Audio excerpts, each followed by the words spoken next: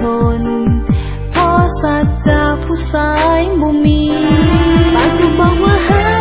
ใจบ่สนกลายเป็นคนอื่นไปใจเป็นใจแหลมล้านทรมานเกือบตายบ่เหลือเยื่อใย